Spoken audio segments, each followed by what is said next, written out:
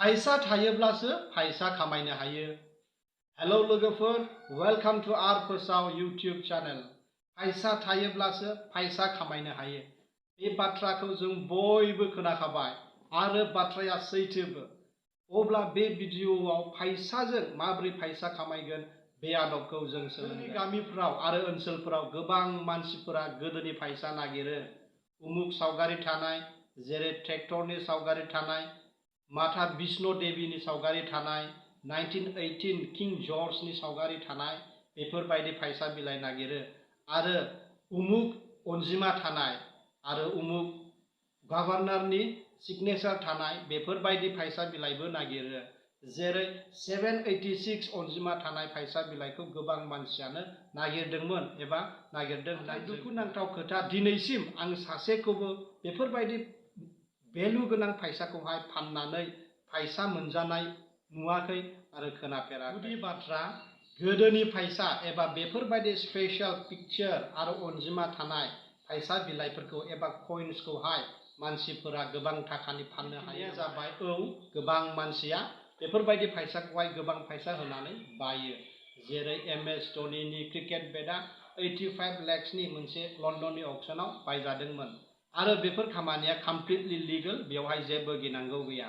अब्ला जोङो बे आदबखौ सोलोंनो। बेयो जाबाय आंनि मबाइलनि हम स्क्रिन। नोंथाङाबो गावनि मबाइलनि हम स्क्रिनाव थांनानै जिखुनु जा मोनसे ब्राउजाराव थुदो।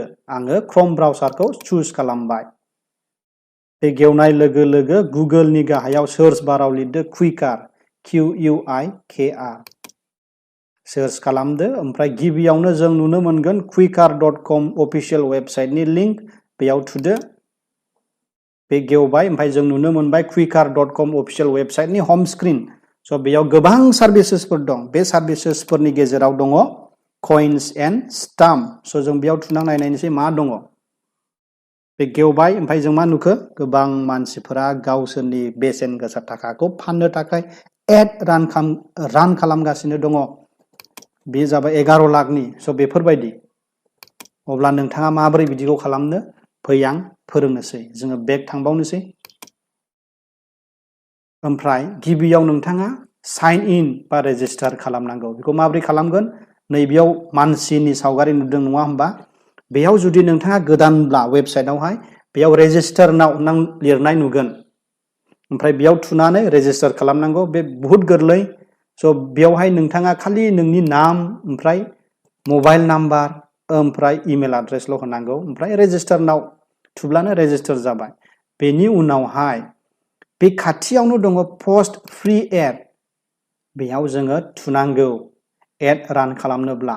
अब्ला जों बेयाव थुनायसै।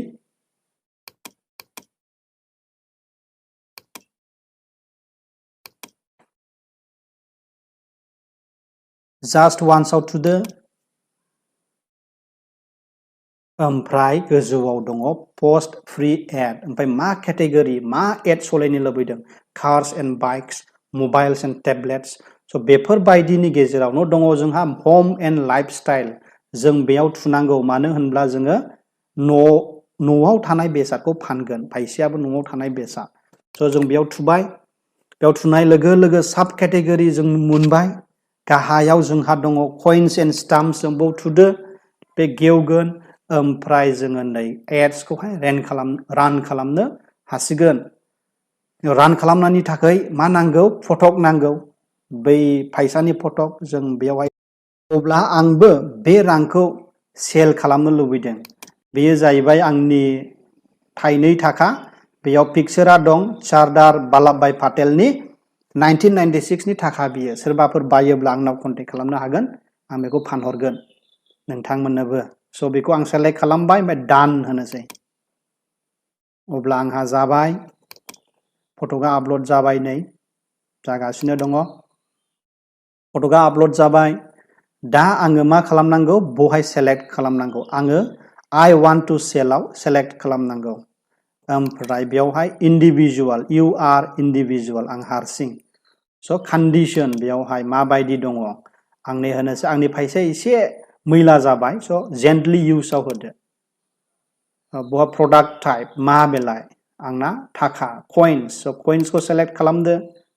बेनि उनाव एन्टार एड टाइटेल बे थाखानि एसे सुंद' माबा सेन्टेन्स लिरनांगौ जों लिरगोन मा 2 रुपी कइन with Sardar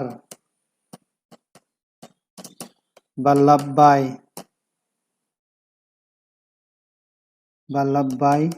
Patel जाबाय टाइटेलनि उनाव गाहायाव दं डेस्क्रिप्शन जों बेयाव लिरगोन for buying please contact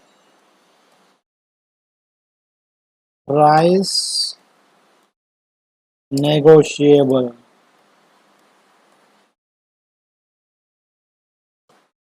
जाबाय ओमफ्राय दानि प्राइसखौ जों दोननोसै 150000 1.5 लाख थाखा बेनि उनाव बेवहाय जेबो दाख्लाम प्राइस नट नेगोशिएबल बेखौ टिक मार्क दाहो नङाब्ला मानसिफोरा प्राइसखौ बारा मोनोब्ला फन खालामनाय नङा स' क्वान्टिटियाव खैथा दं नोंनाव आंनाव मोनसे दङ बेसे गोबाव जाखो बुस्थुआ more than 8 years स' ओमफ्राय गाहायाव दङ your contact information बियो अट'फिल जायो मानो होनोब्ला जोङो साइन आप खालामोब्ला बेबायदि बे गासै इनफरमेशनखौ जोङो होखानांगौ जायो बेनिखायनो बियो दा अट'फिल जानानै फैबाय थ' गाहायाव जास्ट क्लिक खालामदो पोस्ट योर एड क्लिक खालामबाय जोङो आंनियावहाय बेबायदि फैबाय oops your free ad limit quota is exhausted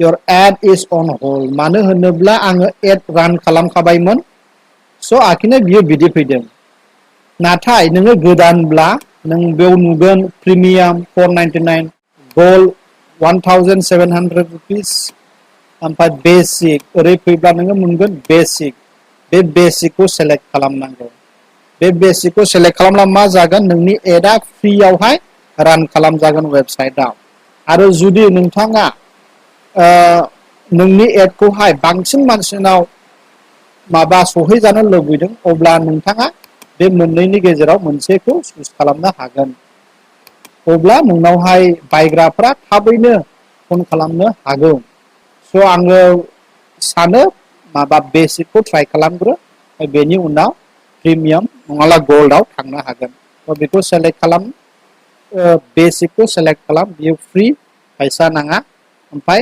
गाहायाव सेलेक्टआव क्लिक खालामब्लानो जाबाय ओमफ्राय नोंनि एडखौ नोङो नायनोबो हागोन गोजौआव होनाय दं भिउ माय एड बेवहाय क्लिक खालामना नायनो हागोन